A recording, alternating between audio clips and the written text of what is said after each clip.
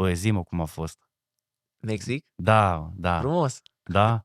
Foarte frumos. Mexicano! Mexicano. Nu, foarte frumos. Adică, pe lângă, evident, oamenii care erau acolo și veneau la concert și te dau vibe-ul, că era scena și în Mexic, Ina este foarte, foarte mare. Adică este foarte apreciată și foarte populară. Da, Și atunci da. toți oamenii cum ne așteptau la hotel. Exact. Stăteau la hotel cu pancarte, nu puteai să intri în hotel sau în drum. Da, mă, noi nu eram pregătiți pentru așa ceva, nu știam, nu eram obișnuiți cu asta. Adică se făcea cordon ca să poți să intri în Exact. mașină, că oamenii săreau, Da. începeau să ne știe, Da. nu, bruz, ne spuneau pe nume, oameni, adică, da, era ceva...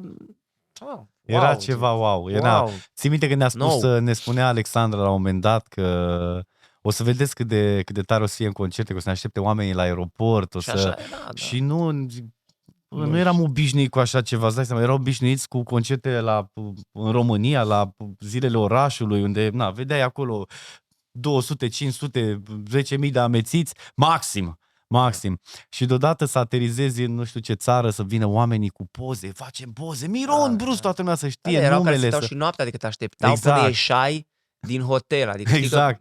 Țin minte la W Hotel, da. Sus la terasa unde aveai micul dejun și te uitai jos, îi vedeai pe oameni, așteptau acolo, adică așteptau momentul în care tu ieși din hotel ca să vină să facă poză cu tine sau să le dau un autograf. Prima dată când am început să dau autografe, atunci a fost. Nu mă băga nimeni în seama, adică nu știam ce să fac, ce fac acum. Da, erai... Cine? Eu? Bine, haide. De la Bruce. De la Bruce pentru... pentru... Da, trebuia să gândești pentru cine. Pentru cine. Nu știu cum. Hello. Ok, yes, thank you. Poză. Da, mă, băi, foarte tare. Foarte tare. Un nivel mare. Da. Un nivel mare. Experiență, un lucru care te obișnuiești. Adică cu siguranță și Marty Cudel ca și dansatorii lui când mergeau cu Justin Timberlake. Da, că probabil că trăiau aceleași experiențe. Da, am trăit destul de multe chestii de genul ăsta împreună și am călătorit în foarte multe țări. Țin minte că aveam într-o săptămână, să zic, cred că 3-4 țări. Da, weekend, da.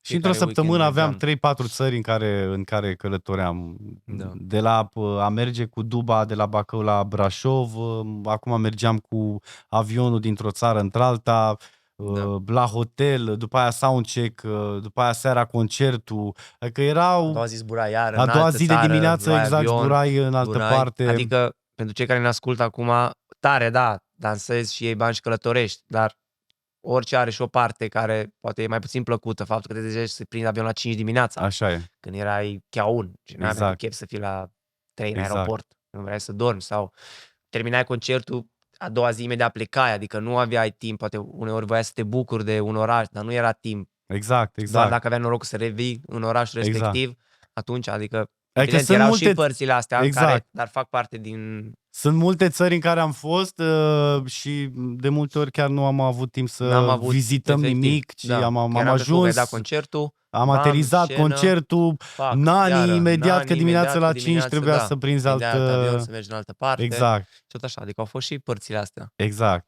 Dar ține minte părțile bune. Da, corect, mereu ține minte părțile bune. Ce crezi tu că ne-a făcut pe noi, asta vorbind ca să-și dea seama și cei ce ne ascultă, cum ar putea să ajungă și ei în astfel de situații, știi? Ce crezi că ne-a recomandat pe noi doi să fim căutați de artiști ca Ina, emisiuni ca Dansez pentru tine, Vocea României, că bănuiesc că am făcut destul de multe împreună și ce au văzut ceilalți la noi de ne-au pus pe noi în această postură de a fi coregrafi, de a fi dansatori în astfel de proiecte? Bună întrebare. Chiar sunt curios să aflu. Eu aș vrea să cred că pur și simplu am văzut oamenii sunt buni, oamenii își fac treaba, sunt muncitori, sunt serioși, dedicați, ceea ce fac, investesc în ei, adică cred că poate au văzut energia asta pe care o emanam noi în tot universul ăsta al nostru cu dansul.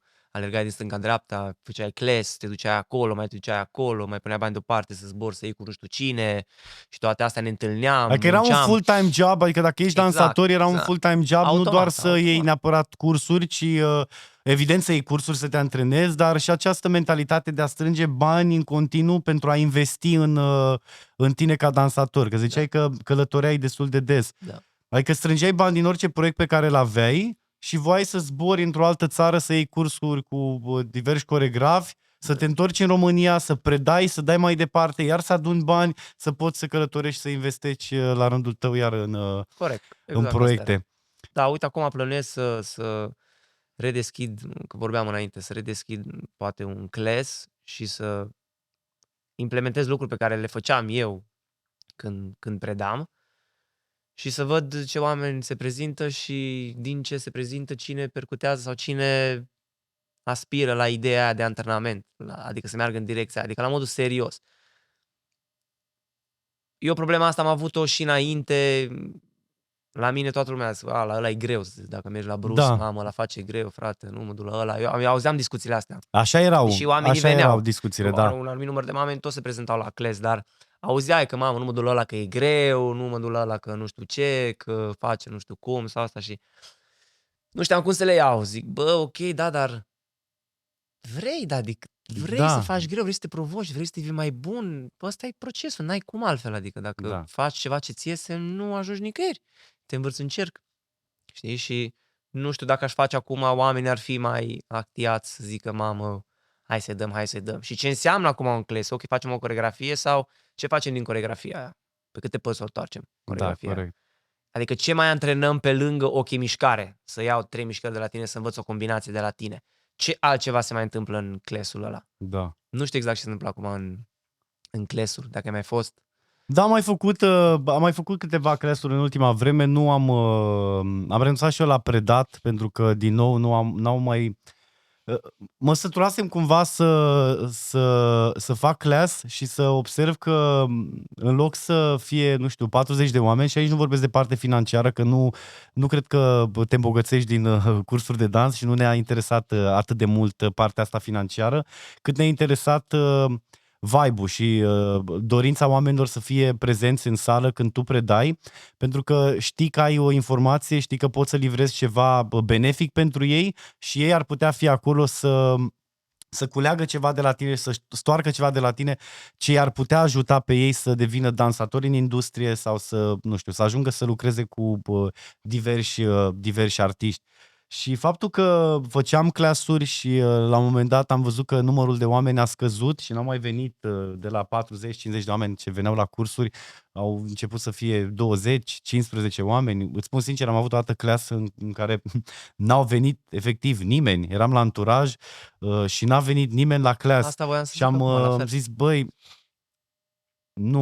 nu are sens. Și am încetat, dar uite, am revenit cumva să fac din nou cursuri și oamenii sunt receptivi, oamenii vor. Mi se pare că trebuie să le dai și o direcție nouă, trebuie să-i împingi un pic de la spate, pentru că România nu este la fel ca America, nu au această mentalitate de work în continuu și probabil că un pic pușuiți de la spate, cred că i-am aduce cumva pe linia asta de a învăța că trebuie să fii prezent în clasele unde poți să ai ce să-ți extragi ca și informație. Pentru că noi când făceam cursuri back in the days, țin minte că cum vedeam un om strălucit în industrie, eram la el acolo, adică ne interesa să fim lângă oamenii care fac treabă în industria asta, dacă vrei să faci industrie, da?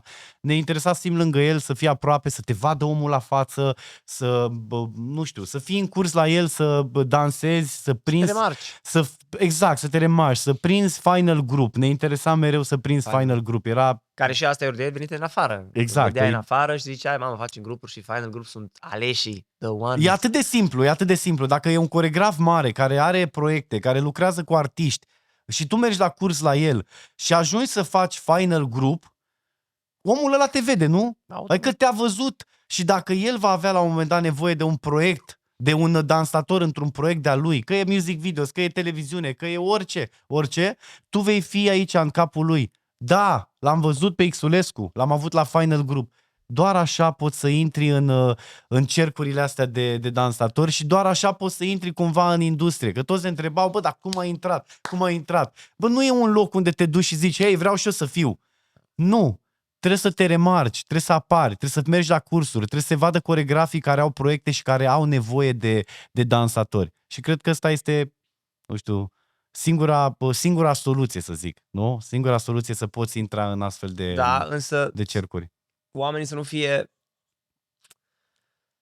nu fie predispuși să cadă în ideea asta de a merge doar, ok, merg acolo ca să iau joburi sau ceva, ci merg acolo și să mă antrenez în același timp, știi? Da. Eu, cazul meu, cu vis-a-vis de Brian Friedman, eu prima dată am fost la el la cursuri, am prins final, știi că eram în Italia, Da. când eram cu, știi, grupul Gata, ăla. țin minte, vreau să Știi? povestim de asta, că am fost amândoi la o Amândoi am audiție. Așa, am fost bravo, la amândoi West. la audiție. West, Aici aia e. vreau să scot ceva în evidență, la West Convention, da? Exact. Am fost împreună cu Bruce la o audiție. Noi mersesem acolo la West Convention să luăm cursuri cu Era cursuri. toți. Brian Friedman, Tucker Barkley, Nica, Camilo, erau Marshall, Yanis Marshall, Marshall, foarte mulți coregrafi de top. Da. Și noi am mers acolo doar să luăm curs. După acest workshop a fost o audiție, Brian Friedman a făcut o audiție cu, nu știu, cred că erau 200 sau 300 de oameni cu bilet aici pe piept, participam toți la această audiție. Scopul era să iei audiția, dacă nu mă înșel, și Brian Friedman parcă mai căuta niște personaje pentru X Factor UK, dacă nu mă înșel. Pentru proiecte pe care le-a desfășurat prin Europa. Exact. Long story short, din 200 și ceva de oameni, eu cu Bruce am ajuns în ultimii, să zic, 7, să zic așa, și țin minte că eram pe scenă, noi dansam, în fața noastră erau toți acești coregrafi la care noi veniserăm să luăm cursuri, de data asta ei asistau la audiția asta și noi dansam în fața lor și am rămas ultimii 7, noi de doi eram singurii români și am crezut că am luat audiția, eu eram foarte fericit, de tine știam că tu oricum luasei acea audiție în Londra cu Brian Friedman. Dar de mine eram foarte fericit că am ajuns amândoi să fim în ultimii 7 și s-a întâmplat acest necaz, să zic așa, în care Brian Friedman a zis ok, mai vreau să mai văd o ultimă dată și atunci a fost momentul în care ne-a dezbrăcat pe toți la pielea goală să dansăm și ce vreau să scot în evidență aici este că eu am ieșit din acea audiție și nu am luat audiția pentru că nu arătam, să zic, nu eram un pachet de mușchi, ceea ce mi-am dat seama târziu că e necesar ca dansator nu doar să dansezi bine, pentru că dansul aveam, de asta am ajuns din 200 de oameni în ultimii 7, dansul aveam, dar nu arătam cum își dorea el sau nu eram,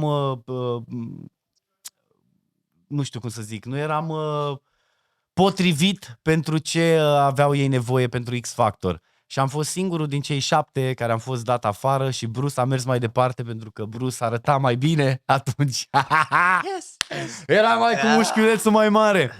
Dar da, am fost amândoi atunci la audiția aia și a fost tare, a fost foarte challenging. M-am frustrat foarte tare că nu am fost, însă am învățat foarte multe după audiția aia. Ce s-a întâmplat cu tine după? Pentru că știu că ați tot lucrat împreună cu el după audiția aia, tot pentru X Factor. Păi am făcut X Factor-ul, da, și după care am făcut următorul an, asta a fost X Factor în toamna anului respectiv și după aceea următorul an, în primăvară, am făcut Britain's Got Talent. Wow. Deci ai făcut și X Factor UK, ai făcut și Britain's Got Talent cu el. Da. Mamă! Foarte tare. Mamă! Dar automat celălalt, s-a dus în cealaltă. Revenind la ce ziceai, că mergi la class-uri să te remarci, să te vezi, că vrei să intri. El m-a recunoscut pe mine de la class-urile lui. Final grupurile. În audiție la X Factor, dar el m-a recunoscut pe mine de la class-urile. M-a văzut că vin la el la class-uri. Am prins grupuri pe la el. M-a remarcat deja de la asta când mă băga prin grupuri. Da. Și în momentul în care am venit la casting, deja mă știa era cât de cât. Familiarizat eram acolo cu tine, vizual, da. Deja era, bă, uite, ăsta vine. Da.